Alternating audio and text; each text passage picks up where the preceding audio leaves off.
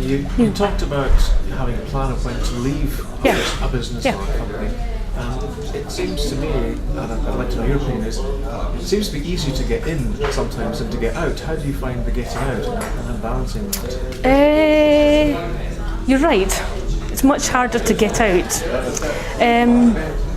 Trying to think of an example that's not business related, and it's quite difficult.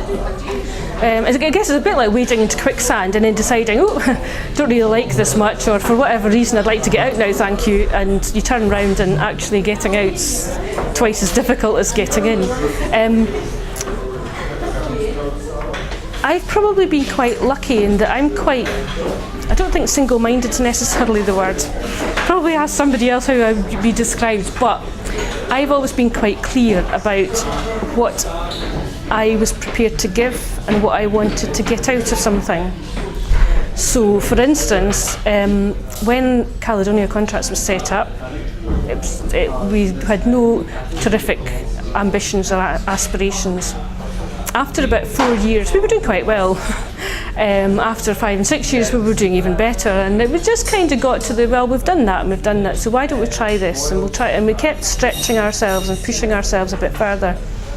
And then we reached a point where myself and my business partner didn't disagree about where the business was going, but our individual aspirations were different. And so I decided that I would leave the business.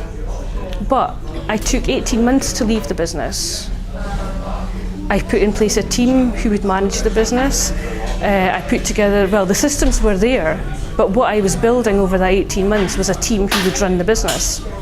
And I have to say, I'm absolutely delighted to say that the same team still run the business 3 years later.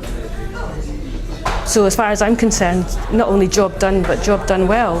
But I spent 18 months doing that because I knew getting out of the business was partly my baby.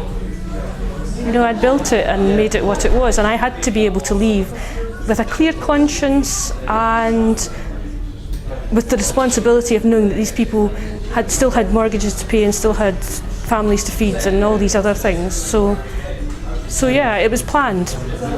It wasn't planned from day one, but it was planned when the decision was made. That was what was happening. It was planned.